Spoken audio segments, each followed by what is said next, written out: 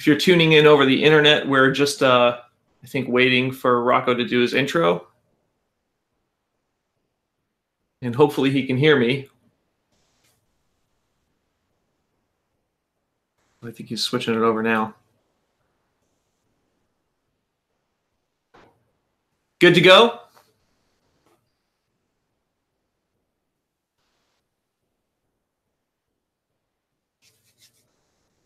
Excellent. Cool. So I couldn't hear if you did any kind of intro, but yeah, my name's Jared Newman, and I'm out here in Cincinnati, Ohio, and I'm going to be talking to you today about cutting the cord. And by that, of course, I mean getting rid of cable or satellite TV and hopefully saving you some money and maybe even getting you a better experience as well. I'm going to try flipping over to my presentation here. So let me see if I can do that real quick. Oop. Present. Okay. Put this over here. Full screen. And okay. We got that going good? All right. So a bit about myself. I'm a professional technology journalist. And was he typing something to me? Good. Okay. So I'm a professional technology journalist. I write for Fast Company and PC World and TechHive. And TechHive is where I write a weekly column on cord cutting. I've written for a bunch of other sites, Time, Rolling Stone, New York Times, Wired, Popular Mechanics, and I write 2 newsletters. So Cord Cutter Weekly is my free weekly newsletter about, you guessed it, cord cutting, and that's free. And Advisorator is a bi-weekly newsletter covering all kinds of technology topics. And that's usually a paid subscription, but you can actually now get it for free as a member of the East Meadow Library. So that is really cool.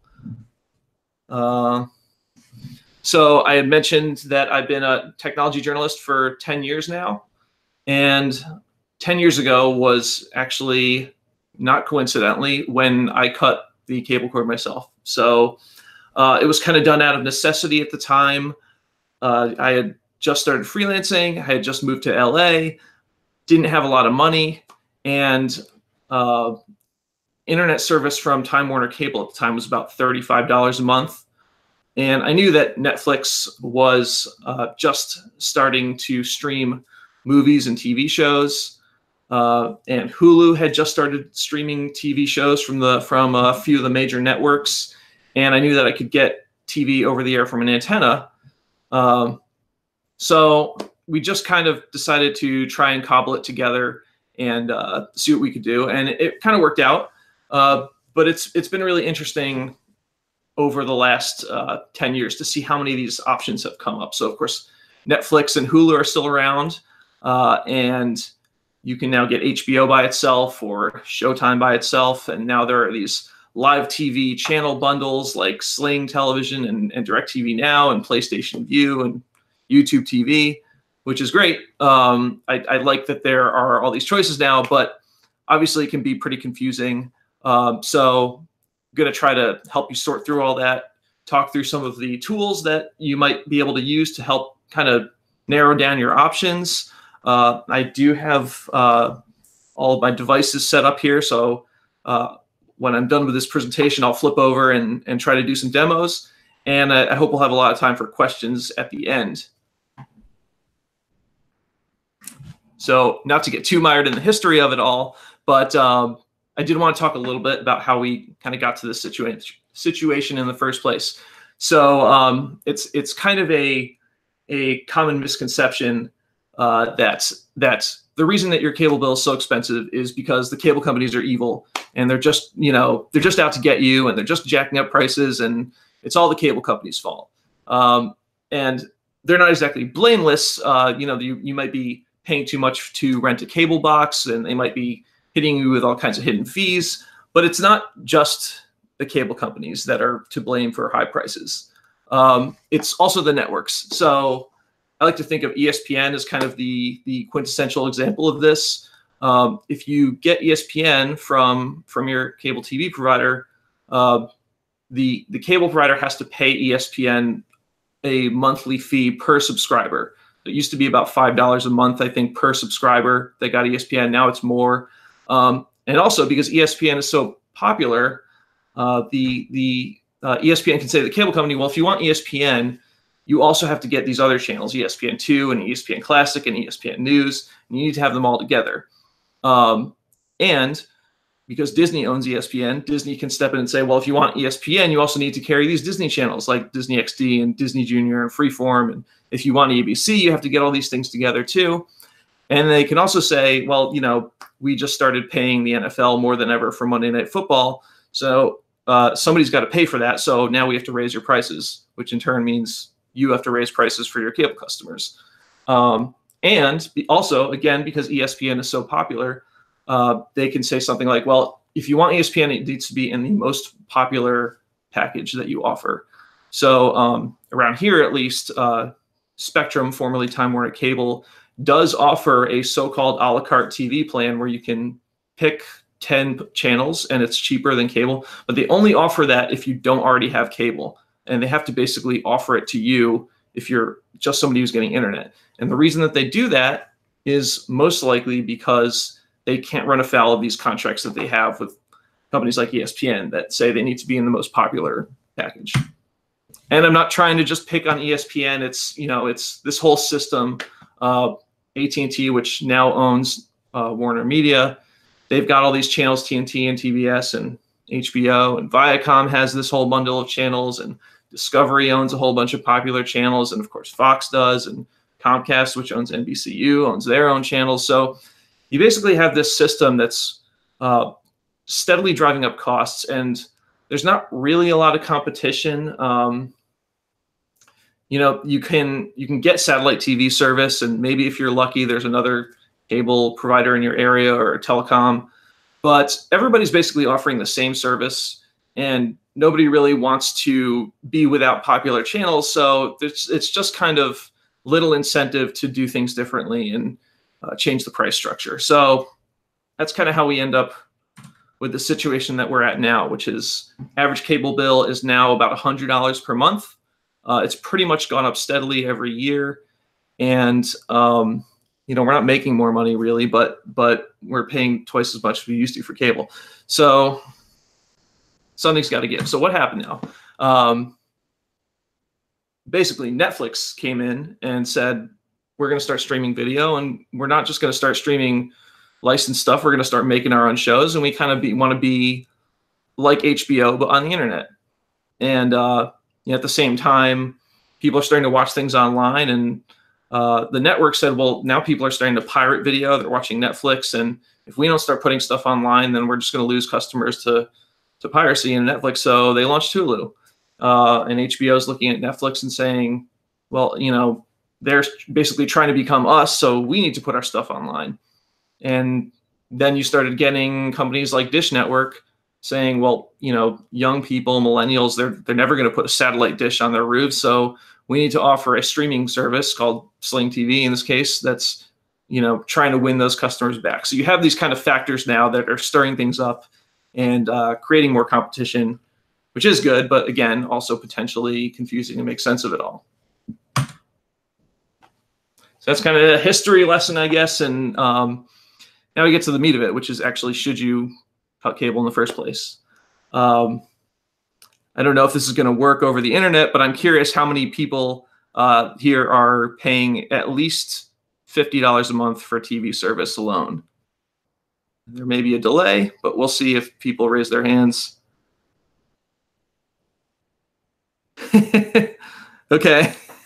Yay. So now we know how delayed the video is.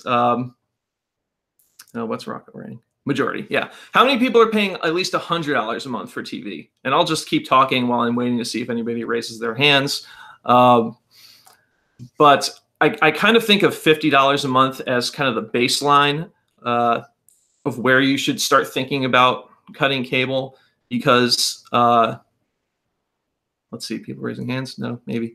I kind of think of $50 a month as like the baseline. If you're paying less than that for just TV, you certainly can consider cutting the cord. It's just going to be harder to save a significant amount of money. So that's kind of where I think of it as, where you might start thinking about doing that.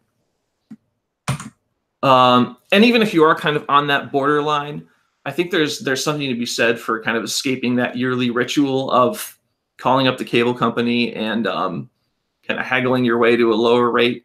At least in my case here, I pay Spectrum about $65 a month for internet service by itself, 100 megabits per second internet service. And that's like the actual price. It's not a promotional rate. There's no other fees. And so I pay them $100 per month and they give me internet. And that is actually the extent of our relationship. I never actually have to deal with Spectrum ever, which is kind of how I want it to be. And the most important thing, are you willing to be flexible? There's kind of a misconception about cord cutting that it's kind of this magic solution. You get exactly every channel that you want. It's exactly the same experience. There's nothing different.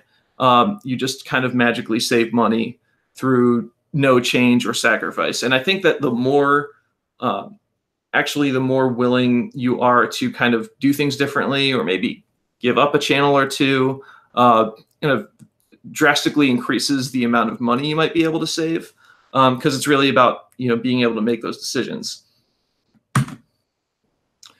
So kind of the basics of what you actually need to cut the cord. You do still need home internet service. People will sometimes ask me, can I just tether my phone, use my phone's mobile hotspot and just get wireless internet from my phone essentially and not have home internet service? And I don't really think that works because pretty much all of these wireless plans have limits on how much data you can use per month. Even when they're advertised as unlimited plans, they're not really unlimited. There's a limit. And so you can't really watch a significant amount of TV with just wireless service.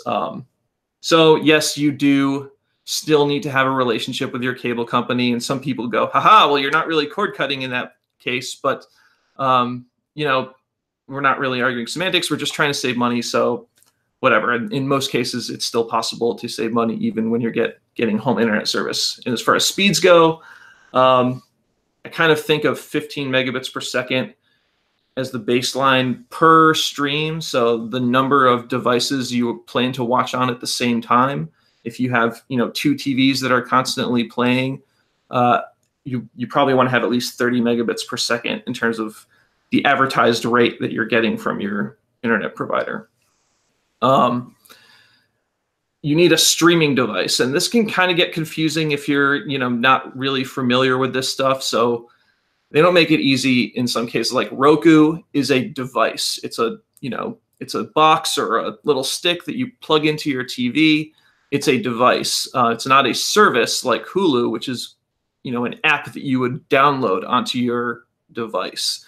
So you need a streaming device on which to access the streaming services such as Hulu and Netflix. And people ask me sometimes, can I use just my smart TV? My TV has some internet connectivity in it. Can I use that? Do I need to go out and buy a separate device to plug into my TV? And the answer is maybe. It really depends on how new your TV is and maybe even who made it. So you can actually buy TVs now that have Roku's software built into it. And it's the same as buying essentially a separate Roku device. Same with Fire TV. Amazon is putting their software into some televisions now. And if you have a newer TV from LG or Samsung, like made in the past couple of years, it might be okay. Their app selections are not that bad. So you might be able to get by with that. My suggestion is, well, I'm going to talk about, these streaming services that you might pick from. And I would suggest, once you have that plan in place, you can look at whether your smart TV already has what you need. And if not, it's really not that expensive to go out and buy a Roku device. These days you can get them for, as little as $30 a month, and pretty good ones for $50, not $30 a month, sorry, $30 flat fee, and really good ones for $50. So yeah, so we'll look at that a little bit later, and streaming services. So we'll talk about how to pick these streaming services. So how do you go about doing that? I think philosophically, I like to think of it as going down one of two paths. The one path is services that I think of as cable replacements. So Sling TV, if you've heard of Sling TV, DirecTV Now, or YouTube TV, or Hulu with live TV. These are essentially trying to replace what you had with cable in terms of getting a big bucket of channels that you stream over the internet with features like DVR. And those are kind of more on the expensive side. And the other path is to sort of cobble together your own sort of streaming plan with standalone services like Netflix or Amazon Prime or HBO Now. So I'm going to talk a little bit more about the pros and cons of those two approaches. In terms of cable replacements, so the main thing is that you can actually get the channels, or at least most of them, if not all of them, that are available with cable. So ESPN, CNN, A&E, AMC, regional sports, like you get a live stream of those channels. It's just over the internet instead of through a cable box. And there's kind of these comfortable ideas like DVR. So pretty much every one of these services now offers some form of DVR, so you can record live TV or schedule a programming and watch it later. And they tend to include on-demand, like an on-demand selection of shows too. And most cable boxes do that now, but that's included with these services too. And the grid guide. So it's funny. A couple of these live TV services tried to launch without a grid guide. Hulu is kind of a funny example. They made a big deal about how we don't need a grid guide. We're not going to have a grid guide. We're like reimagining live TV for the internet age, and we're just going to like algorithmically predict what shows you want to watch. It that lasted for about 6 months, and then they were like, "All right, you animals, here's your cable guide." It just didn't last. I mean, I actually met with the head of design at Hulu when they announced their grid guide, and I could almost like see the disappointment in his eyes, but it works. People like this form of viewing, so it's efficient. And so pretty much every one of these services has a grid guide now. So what are the downsides? So maybe not as easy to save money, especially if you're looking for a lot of channels. Most of these services start at around $40 per month. And it can get more expensive when you want, certain kinds of sports or certain channels that are not as popular. So if you're on that $50 a month borderline, it's going to be a bit harder to save money that way. And the DVR is not going to be the same as cable. So, with a cable box, you record the show and it's on your box, and it's offline, and you can freely pause and fast forward and rewind without issue. With these live TV services, what they're all doing is a cloud DVR. So they're storing your recordings online on a server somewhere, and there can be restrictions on what you're allowed to do with those recordings. So, and it varies from one service to the next. So DirecTV Now is probably is a good example. They will save up to 20 hours of video, and they will store it for up to, I believe it's 30 days. And after 30 days, they'll delete the recordings. So obviously on your cable DVR, there's no time limit on how long you can keep your recordings for. But some of these services have time limits. And Hulu, which offers a $40 per month live TV service, I believe they let you save 50 hours of shows or movies. But they will not let you skip ads on those recordings. And if you want to skip ads, you actually have to pay an extra $15 a month, which does give you more storage. It brings you up to 200 hours of storage, but it's a not insignificant amount to pay for like full DVR privileges. So it's something to be aware of as you're picking between these services. And actually, like people can really go down a rabbit hole with this stuff. people ask like, well, can I pause live TV? Yes, usually you can, but in some rare cases you can't. Can I rewind a live show even if I'm not recording it? Sometimes. There's some cases where you can't. Different services treat it differently, and even like little nitpicky things like if I'm fast forwarding through a recording, will I get like a visual preview window that shows what I'm skipping through as I'm fast forwarding? And most services, again, do offer something like that, but some don't. And sometimes it even depends on which device you're using to watch TV. So again, something to be aware of. And kind of by extension, like the menu systems can be a bit different. It's not always going to feel exactly like cable. A lot of these companies are trying to rethink things a bit. And in some ways, I think it can be better. Like I like that some of these services are pretty good at like suggesting new things to watch, which maybe your cable box isn't so good at. But it's different. It's just a learning curve. And local channel access. I think in New York area, you're probably in pretty good shape in terms of being able to get your local channels through these services. But in some cases, like a live TV service will not offer all of the live feeds from the local broadcast channels. And none of them actually offer PBS. So talk a little bit later about ways to work around that, but something to be aware of again. So how do you actually go about picking one of these services? There's about a half dozen of them now. I think I'm going to talk about some tools that you can use, but I think the first thing to do is maybe just like make a list of things that you feel like you must have, things you can't live without. You know, your favorite channels or your favorite TV shows or your must-have sports teams. Make a list, and you can also maybe do a secondary list of like nice-to-haves. And then we'll go through some of these ways to narrow it down. And then I would suggest even trying some of these services out. Most of them offer 7-day trials, so you can get a feel for some of those DVR things and menu system things that I was talking about earlier. So this is a tool that I think is pretty cool. And by the way, I'm going to I'll share a link with you at the end where you can get to this PowerPoint presentation and all the links that I'm talking about here. So you don't have to write everything down, but this is a really cool site called thestreamable.com.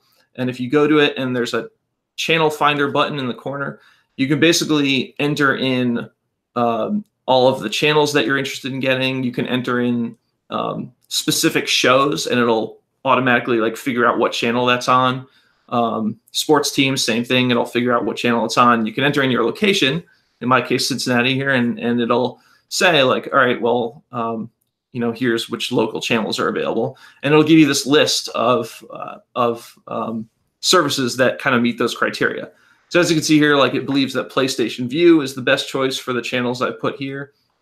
Has everything pretty much, and it's $50 a month. If for whatever reason I wanted DirecTV Now, I could get DirecTV Now. It would be an extra $5 a month. We can see that it has more of the top cable channels and YouTube TV. So it's this is interesting. If you see like HGTV is grayed out. So basically, if I'm willing to give up HGTV, then I can save $10 a month. Is that worth it to me? I don't know. It's kind of goes back to what I was saying about like if you're willing to be a little flexible, you can save a lot more money. And here's another site that I think is useful. It's kind of the same idea. It's called suppose.tv. Same thing, like you plug in your channels that you're looking for.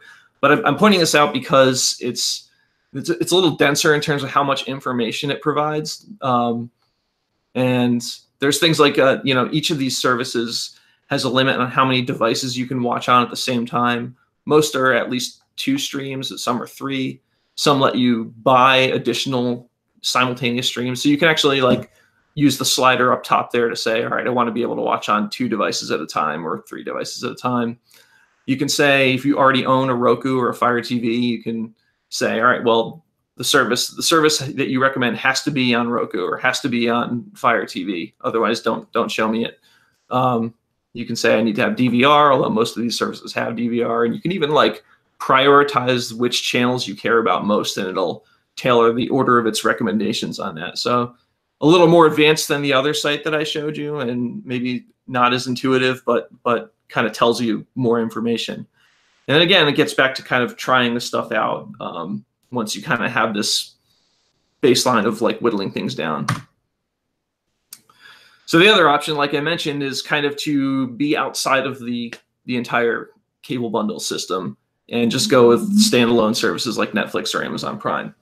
I'll start with the downside, which is that if you go this route, you're not going to get regular cable channels. Like there's some rare exceptions, like CBS and some of the premium channels like HBO and Showtime have their own streaming services. But like if you want to watch ESPN or you want to watch local sports, you're not going to be able to do that without a package of live TV channels, whether that's through cable or through a streaming service. And there's no DVR in these services, which can be a good thing in terms of like being able to watch things on demand. But if you subscribe to Netflix, they are constantly adding things and taking things away. And there's no way to say like, all right, well, don't get rid of this show that I was watching. Let me just record it. That doesn't exist.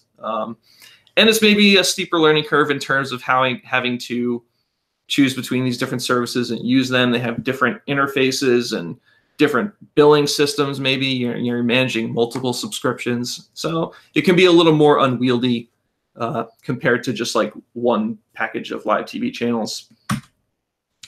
On the plus side, I mean, maybe it's an advantage that there's no regular cable channels. One thing I've heard is, people say, well, when I had cable, I would just leave the TV on all the time. It was just on in the background. And then we started just watching Netflix and it's a more intentional thing where we sit down to watch TV, and that's kind of nice. So maybe there's something to be said for that. And it is more flexible. You could decide that you just want to watch Netflix for $12 a month, or you just want to get shows from an antenna for free. So like the ability to save money is greater when you kind of go this route. And again, like with a lot of these services, Netflix, Amazon Prime, and HBO, ad free and on demand is just usually how it is. So you hit play and the video starts playing and there's no distractions. And you get used to that pretty quick as being the norm, and you start to get peeved when you see commercials. So how do you pick from these services? You don't have to do it this way, but I think it's helpful to, start with one of the kind of major standalone services like Netflix or Amazon Prime or Hulu. Like I'm never going to watch everything that's on Netflix. I'll never be able to watch even the stuff that I want to watch on Netflix. I'm never going to have time for it all. So like that's a good way to give yourself a base of things that you want to watch. And then you can kind of look for ways to supplement it with maybe other subscription services or even other free services, which I'll talk about in a little bit. So here's a tool that can kind of help you pick between these live non-live streaming services, these standalone services. It's called Reelgood, and you can get to it online from reelgood.com. And it's basically a search engine for streaming services. So in this case, let's see who has NCIS. Well, it looks like season 1 of NCIS is on Netflix, and it's also on CBS's service, All Access. And if I were to pick a different season, it would actually tell me that all 15, well, every season except the most recent season of NCIS is on Netflix, and the most recent season is on CBS All Access. So this is a good way to kind of figure out where your stuff is. And if you sign in to this website, it'll actually give you recommendations on what to watch based on other stuff you can track shows and kind of make sense of like what you've already watched and what you still want to watch. So just kind of a nice resource there. And free apps. Since I'm talking to a library, I actually don't know if you offer Hoopla or Canopy in your library, but it's probably worth checking. They do offer it by me. This is pretty cool. So you download these apps and you enter in your library card, and you can watch free movies and TV shows, and there's no ads. And some of the stuff is pretty good. So I would suggest checking that out for sure. This one is pretty cool. It's called Pluto TV. They do this interesting thing where they try to replicate that kind of grid guide. What's he typing? Let's see. I realize there's a delay here. Anyway, so Oh, they're getting Canopy next month. Great. So anyway, yeah, so they're doing this grid guide thing. So it's a good way to kind of if you say like I just want to put on a movie, you can go to this website, and they have like movie channels and they have news channels. And I know it says here like CNBC. It's not actually like the cable channel. They're just kind of throwing together like a live-ish stream of stuff from their archives. But there are actually news channels on here that you can watch that are like anchored coverage, real time. So a lot of interesting stuff in this app, and there's on-demand movies and TV shows in it that you can watch as well. It is ad-supported, but I think it's pretty neat.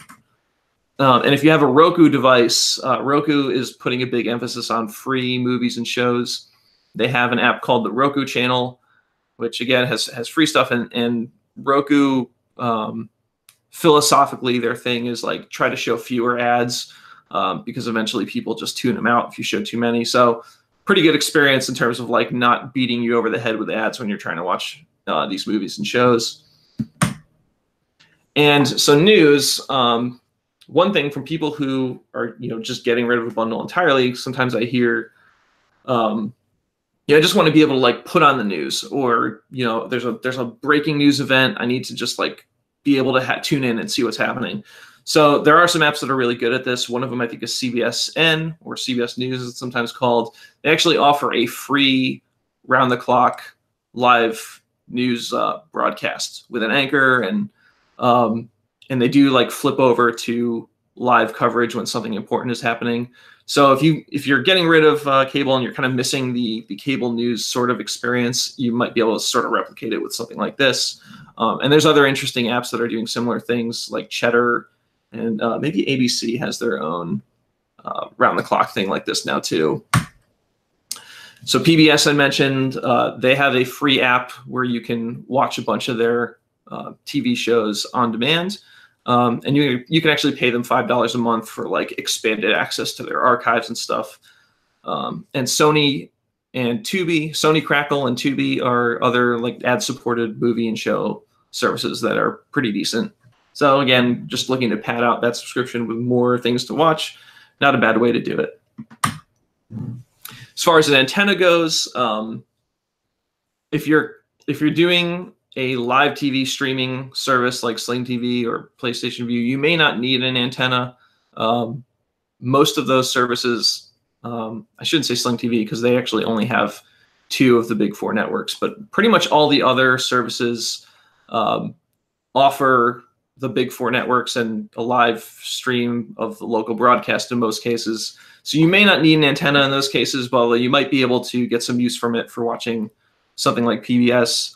Where it really comes in handy is if you do decide that you're not going to do a bundle of live channels and you're just getting Netflix and Amazon Prime or Hulu. Because sometimes you might want to watch, an important event or a big event on live TV, like the Super Bowl or the Oscars or what have you.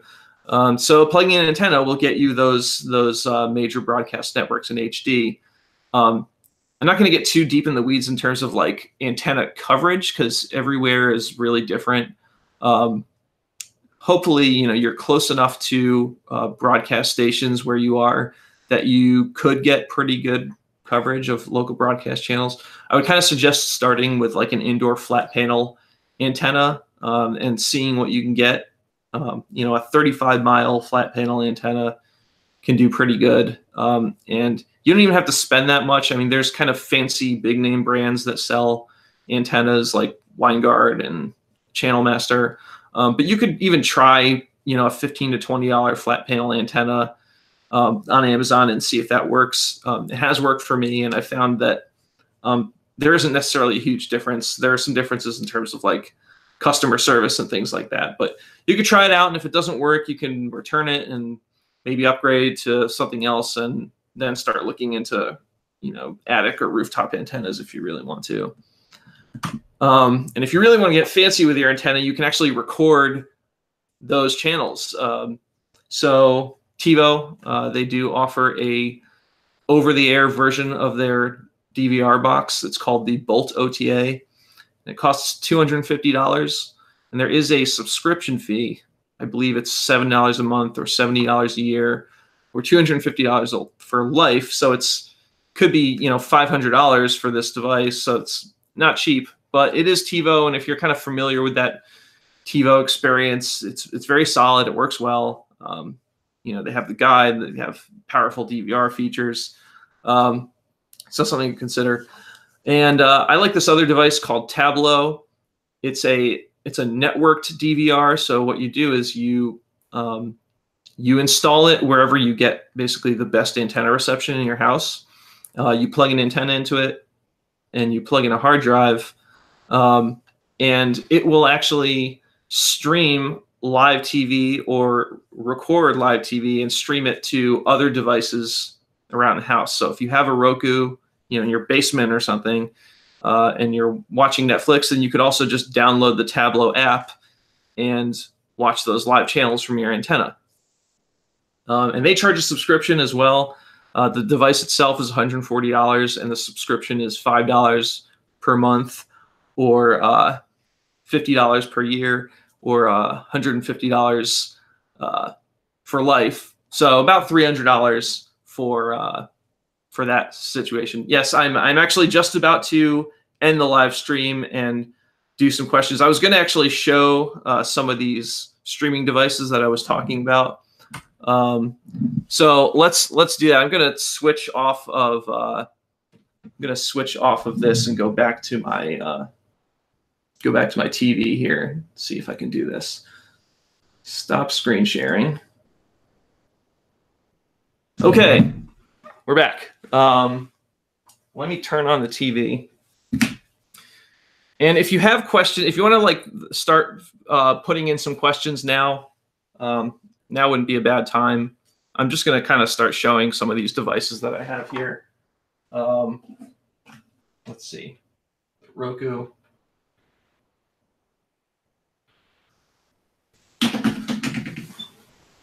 Let's see how that looks.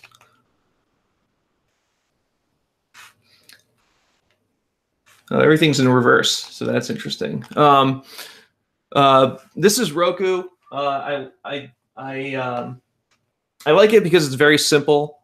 You know, it looks kind of like launching apps on your phone, easy to use. You know, nothing too crazy going on. So again, you would download these apps onto the Roku, and then you would play them through the Roku. And so I'll show you. Let's show you YouTube TV, which is a bundle of live TV channels. It costs $40 per month. Let's see here. This is going to open up. And so, you know, you get to the main menu. It's going to recommend some shows that it thinks I might watch. Oops. And here it is, a grid guide of channels. Let's say I want to record Seinfeld. Okay, we'll go here. I add it to my library. That essentially means that it's going to start recording any episodes that come up. So one question I've gotten here is how successful if you don't have a smart TV. I don't know if I totally understand that. I think what I was saying before is if you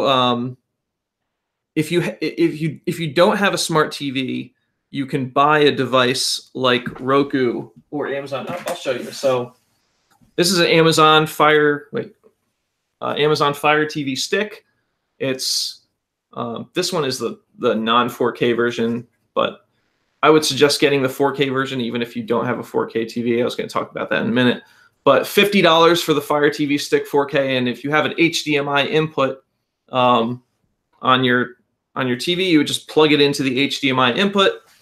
Comes with a remote, and you just use the remote here to control it. So no, you don't need a smart TV. You can just plug in a separate device, and then you would download the apps that you need. And kind of second question. So flat panel antenna, is it usable with a non-smart TV? Yes, it's the vast majority of TVs have that coaxial input on them. So you would just plug it into the TV directly, and that's fine. There are a few TVs, Vizio, which I have here.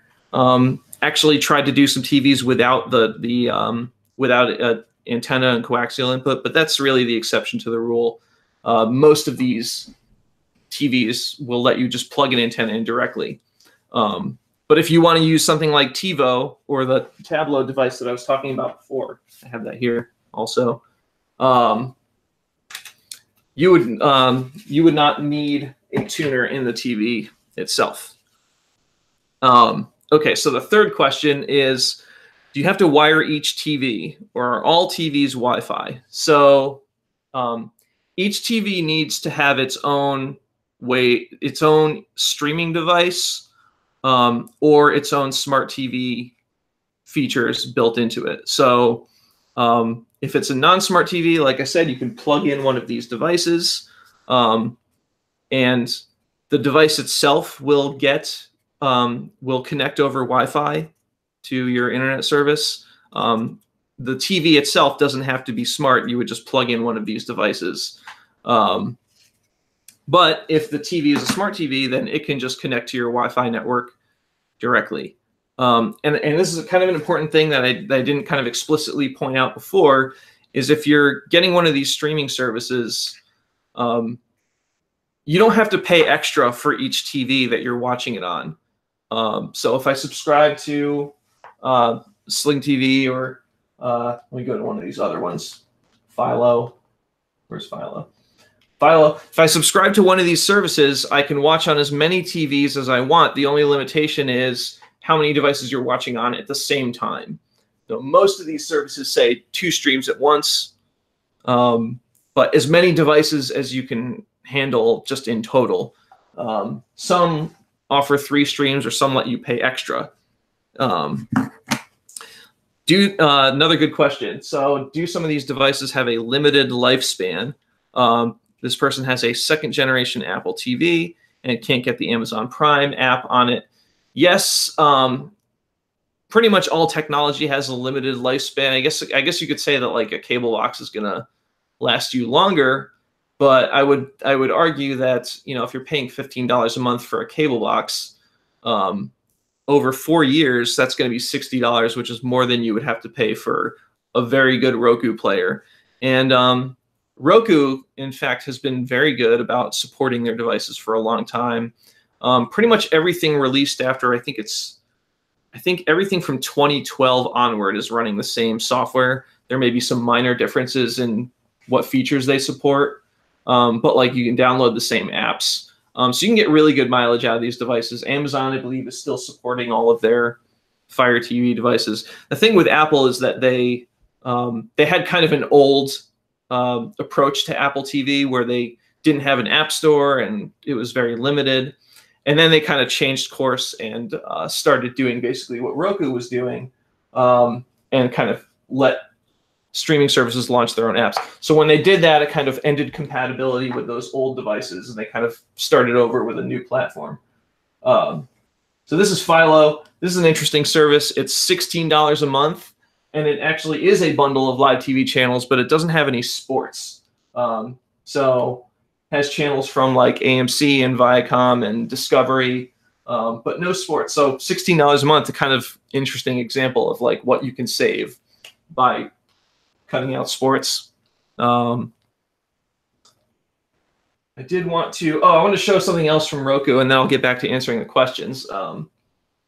Roku has this interesting section on their home screen now called Featured Free, where it kind of pulls out free video and movies from different apps. So you can see here, this is from the Roku channel, also Roku channel. Let's see what else. This is from the CW. This is from NBC. So kind of an interesting way to track down free stuff on your Roku player. And I can actually, this has a voice-controlled remote. So I can say, free comedy movies. And it's actually going to show me comedy. Some of these things are not movies for whatever reason, but if I want to watch Ant-Man, it turns out I can watch Ant-Man for free from my Roku. So it just gives me this list of things. Look, I can watch Paddington for free on Vudu. Didn't know that. So that's an interesting thing about Roku that I think is pretty cool. Let me answer some more questions. Let's see. Question 5. I have 4 TVs and a landline and internet access, and I pay $170 a month now. If I have to keep the landline, do you think I can save by cutting the cord? I don't know the answer to that without knowing the specifics of, what they charge in your area. It's possible. Like let's say internet and phone is $80 a month, and you get one of these live TV services for $50 a month, then you're still saving $40 a month, which is not terrible. So it kind of depends. There is, you can get like internet connected landline phones. There's a device called Umatello, and there's another called Magic Jack. I don't really have experience with those. I'm just all cell phone these days. But I know some people do that when they're trying to cut the landline service because it's very cheap to do it that way. I wanted to show you, what device am I going to go to this time? I think this is going to be the Fire TV. Maybe. Fire TV. So this is the Fire TV Stick 4K. Even if you don't have a 4K television and you're considering the Fire TV, I would strongly suggest getting the 4K model, even if you don't have a 4K TV. And the reason is, show this camera here, volume and power controls on the remote. And I'll show it to this one too, in case anybody's looking here. It's very nice to have just one remote and not have to, juggle your TV remote. And pretty much all the streaming devices that are $50 or more have that. So, I mean, spend the extra $10. For regular Fire TV is $40, and this is $50. So just spend the extra $10 for this much better remote. It's also a lot faster. The device is a lot faster. Just a better experience. And if you do decide to get a 4K TV, then you're future-proofed. So Fire TV, compared to Roku, it's a little more complicated. I mean, they do have these rows of apps here that you can get to. But if you scroll down here, you'll see that, they're suggesting things from Amazon Prime. Here they're suggesting apps. This is actually channels from PlayStation Vue. Since I have PlayStation Vue on this device, it lets me quickly get to PlayStation Vue channels. More things from PlayStation Vue.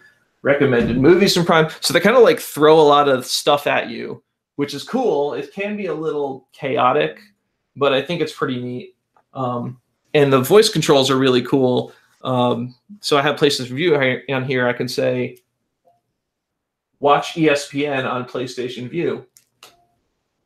And if the demo gods are smiling at me today, yes, it's going to launch ESPN on PlayStation Vue.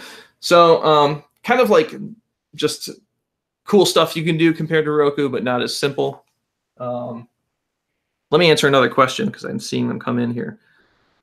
I have an older Samsung TV that was smart TV ready, which meant I had to buy a dongle to put it on my home computer network. One day, last June, the Hulu app just disappeared.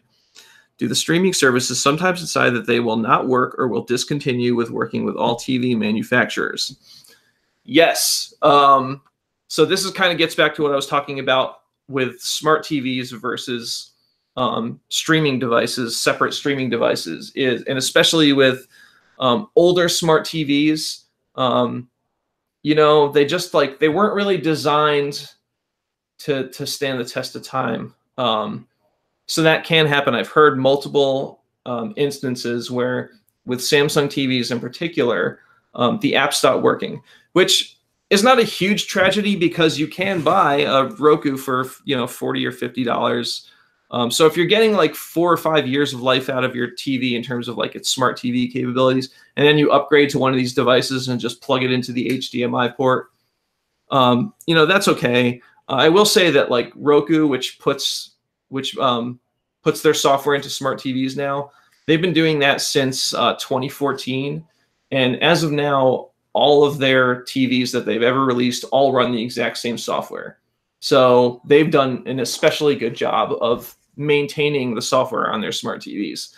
I don't think Samsung and LG have done as good of a job with that, but we'll see. So again, that's why I was saying if a newer LG or Samsung TV you might still be able to use versus these older ones where they may be dropping support or not adding new apps. Another question here. How does a smart TV connect to the internet? So it will use Wi-Fi. There are maybe some TVs that have an Ethernet cable, which you could plug from your router into the TV. But if you have a wireless router at home that you would use to get Wi-Fi on your phones and all that, you could probably go into the settings on your smart TV and connect it to your Wi-Fi network. You enter the password, and it would get Wi-Fi just like your phone or just like your computer. Question 8: Can you watch network TV? Let me turn this thing off. Can you watch network TV without ads, i.e. DVR, and then fast forward through the ads? It depends. So it kind of gets back to what I was saying with these live TV services. Sometimes they do have restrictions on ad skipping and things like that. I know PlayStation Vue in particular, like they have some live local channels where ad skipping is not allowed. And YouTube TV, ad skipping is not allowed on CBS channels. So it can vary. But so maybe if you end up doing one of these DVRs for over-the-air antenna channels, there aren't going to be any restrictions on that. So that's kind of the nice thing, is like you're recording the channels yourself on your own device. Again, here's Tableau. You would plug a hard drive into this. You would plug an antenna into it, and it would be stored on this hard drive, all of your recordings, and there would be no restrictions on skipping ads. Here's a good one. How do you download apps to the TV? So it depends on, which TV or which streaming device, but let's see. So here, Fire TV has this app section, and all right, well, here's HBO Now. HBO Now costs $15 a month, so you have to pay for it. But if I click on this, there's a little download icon. I'm going to download the app, and it's installing the app. And just a moment, and it's here. Now we just open it up, and now it's going to ask me for money. So that's how you download apps. Yep, it wants $15 a month for HBO, which is pretty much in line with what the cable companies are asking. I was going to show you another device here. Is this right? That's my Chromecast. Let me show you the Apple TV first. So yeah, so now there's the newer Apple TV. Pretty nice. It's slick, but it's way more expensive than a Roku. Here's the box right here. The 4K version costs $180, and the non-4K version, which is what I happen to be using here, is $150. But the software is nice. They do this thing where you can add shows, and no matter which service you're getting it from, it puts it in this one menu here on their home screen. And it'll basically tell you when there's a new episode, and you can keep watching.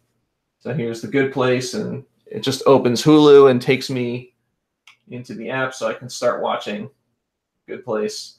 And if you tap the home button a second time, it'll actually just go back to this kind of app launcher. So again, Apple has an app store on Apple TV, and we open it up, and it's going to download the apps. It's going to show me where I can download some apps. All right, so again, let me see. I want to download Stars. Stars costs, I think, $9 a month. Yep, $9 a month. I just hit Get, and it's going to download the app, and it's going to install it. Oops, it's going to ask me for a password. I'm not going to do that now. Let's just pretend that it downloaded, and it would show up on my home screen here, and then I would be able to watch it. Do we get any other questions? No. More questions if you have them. I was going to show you Chromecast, because why not? It's on here. If you've heard of Chromecast, it's a little bit different. Instead of giving you a regular remote control, you just control everything through your phone. So if you have, let's say you have the Netflix app on your phone, go to it.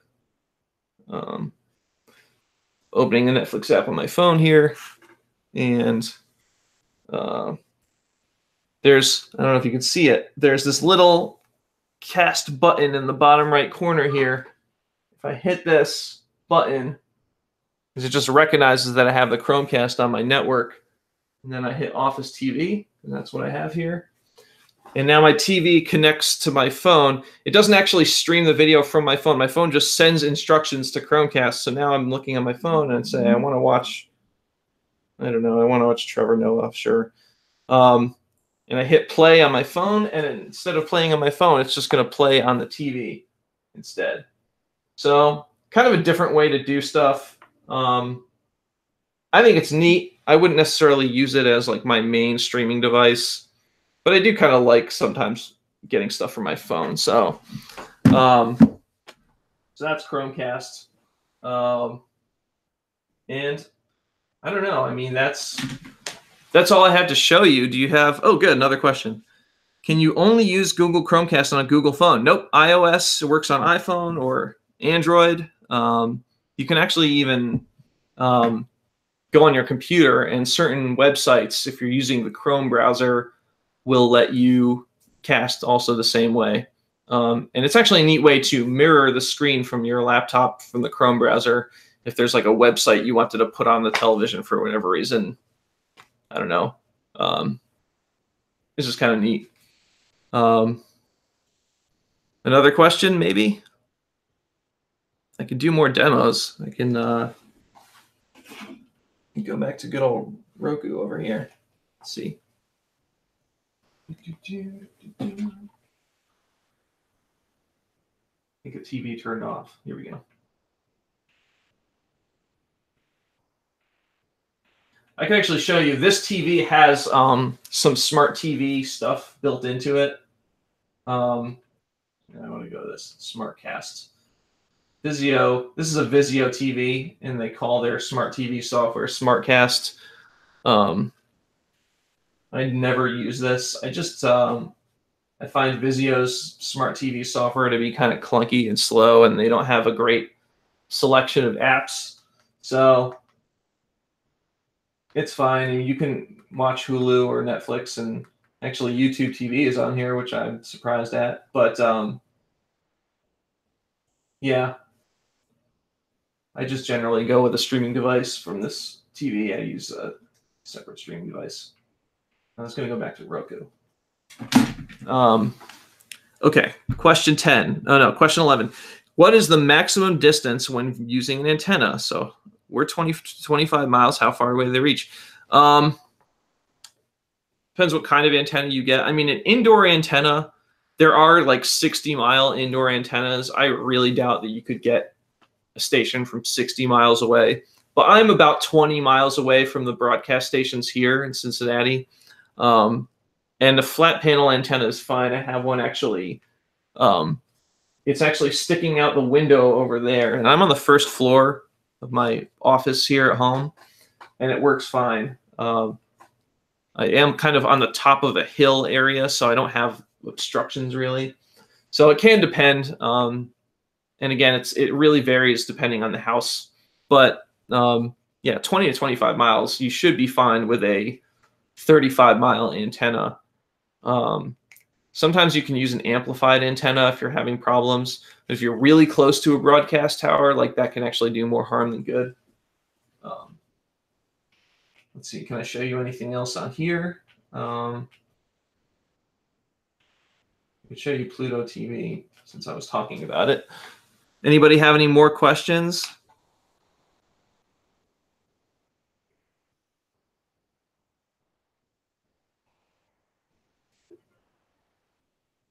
Here's Pluto TV. So I can see, all right, there's movies on.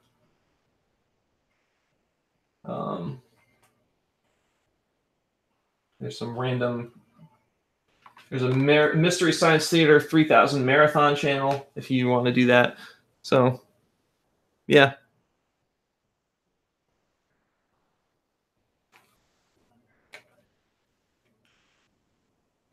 Let's see, what else? PlayStation Vue. I actually just wrote about this. You don't need a PlayStation to watch PlayStation Vue, which is one of the live TV streaming services. And I like it. It's actually one of the nicer services in terms of channel selection and overall experience. And it works on a broad range of devices. It is a little more expensive than some of the other services. It starts at $45 a month. So most of these services start at $40. And if you want to get like the regional sports networks, then you got to go up to $50 a month. But they have a little guide here. TV guide. Can you confirm that every TV will need a streaming device such as Roku? So again, if it's a smart TV and it's fairly new and it has smart TV features in it, you may not need to get a separate streaming device. You would get a separate streaming device if you were unhappy with the selection of apps on your smart TV, or if you felt your smart TV was too slow, or you just didn't like the software for whatever reason. But it may not be necessary. But every TV does need to have its own either streaming device or be a smart TV. You can't have one Roku that sends video to all the TVs in the house. You would need, if you did, let's just say for the sake of argument that none of your TVs were smart and you had 4 TVs, you would need 4 Roku players, 1 for each TV. But again, you would not need multiple subscriptions for those TVs. One subscription to one of these services would work on all of your TVs. You would only be limited by the number of TVs that are watching at the same time. Another question. Can you get a local sports channel SNY a la carte? You cannot get any local sports a la carte. You can get out-of-market sports a la carte in some cases. So I'm here in Cincinnati. I'm actually a Yankees fan. Sorry. And I can get MLB TV, which sells, they either sell a package with all teams or they sell a slightly cheaper single team package. So I can watch the Yankee games without getting one of these live TV bundles, but I cannot subscribe to a service that just gets me the Reds games. I would need to get a service that was a bundle of channels that offered, Fox Sports Ohio. So in your case, SNY, I can't remember which services have SNY. I could probably look it up through that service Streamable. I believe some of them do have SNY now. Yes Network is trickier. I think just DirecTV Now and this other service called Fubo TV. Oh, no, not Yes Network. I'm sorry. I meant to say MSG. MSG is only available on DirecTV Now and Fubo TV, if I'm not mistaken. Yes Network is a lot of times considered in the same category as a Fox Sports network. So, and most of these live TV services have the Fox Sports regionals. And so Yes Network would be included with most of those. Another question. Does the every TV needs a device applied to Apple TV? Yes. Doesn't matter if it's Roku or Fire TV or Apple TV or Chromecast. Every TV needs to have its own, let's say, form of streaming. So whether it's a smart TV with built-in streaming functions or a non-smart TV that you plug a Roku or Apple TV into, every TV needs to have one of those. And you could mix and match. I mean, there's something to be said for all right, you think Apple TV is really nice and it's slick and it doesn't have any ads on its home screen, and it plays nicely with some of the other Apple services and iTunes. You could put that in your main TV downstairs, but if you had a guest bedroom TV, you don't have to spend another $180 for the guest bedroom TV. You could get just a $50 or even $30 Roku player and just use that for your spare TV. Any other questions? Yes? No? Typing is happening. I see a stack of sheets, so I guess that means more. Let's go back to Fire TV while we're waiting.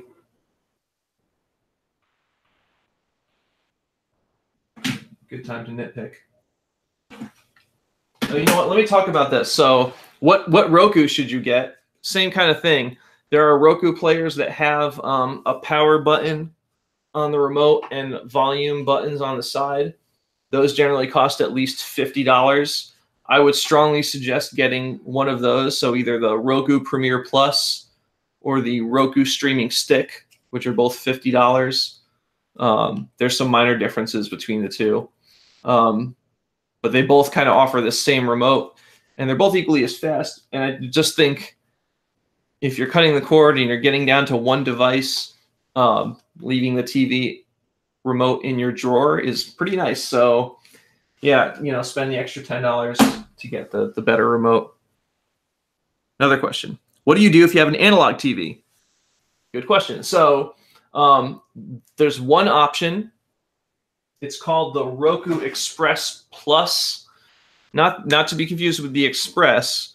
The Roku Express Plus. It looks like this. Show it to this one too. It looks like this, but this is actually the Roku. Well, this is one of the other Rokus that looks like this, but it has the composite video outputs, inputs. Sorry, composite video outputs on the back. So yes, you can plug it into an old TV. It does not offer the volume controls that I was talking about, so you'll have to disregard everything I said about spending a little extra for the volume controls because that's your only option. But you can connect an old TV because Roku lets you do that. Member of audience seems to think a small company in California will end cable TV as we know it. I'm trying to think of what that might be. And I do not have an answer for what that would be. Yeah, I don't know. I don't think it's going to be any one company that's going to end cable TV as we know it. It will be, turn this off for a second. It's going to be just a combination of things. This is probably a good way to talk about, what the future might bring. I do think we're kind of heading for kind of a change, even from like the current state of things in terms of cord cutting. So right now, like I said, there's live TV streaming services that are like a bundle of cable channels. And that's kind of a good entryway to get rid of cable if you want. But I think we're going to start to see more of a shift towards that standalone thing that I was talking about. So, there's Netflix, of course, but like ESPN has a standalone service for called ESPN Plus, and it doesn't include anything that's available on the ESPN cable channels, and it's only $5 a month. It's basically the sports that nobody wanted. They rolled them all up and they put them in this other streaming service called ESPN Plus. But I think over time they're going to like renegotiate their cable contracts and try to get more stuff that they can stream through their own app on a standalone basis. And Disney is also building a Disney branded streaming service, and they now have a controlling stake in Hulu. So we're going to see Disney probably try to be a big player in standalone streaming to kind of take on Netflix. AT&T is trying to do that with Warner Media. Comcast is probably going to try to do something like that in the next year or two.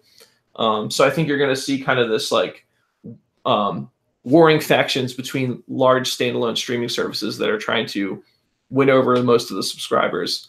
And it's just going to change with people's viewing habits. Younger viewers, they're not as tuned into sports. They don't necessarily need to watch an entire sports game. They're happy to watch highlights on YouTube. So you're going to see a lot of efforts to kind of recapture that audience. And, even if you don't necessarily watch that TV that way, I think you might see some benefits from that in the same way that, we saw Sling TV launch, which was initially a way to capture younger viewers who were not subscribing to satellite service. And that in turn, begat all kinds of other live TV streaming services. So I think we'll see kind of similar shifts like that over time. More questions? Yay, nay? Anything else you want me to show or talk about? And I'll just wait for the tape delay until you answer me.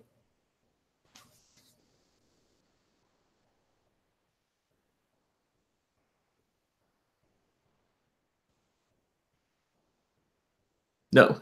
Okay, then I'm going to switch off the live stream here and switch back over to Skype. And so if you're watching remotely, thank you very much for tuning in.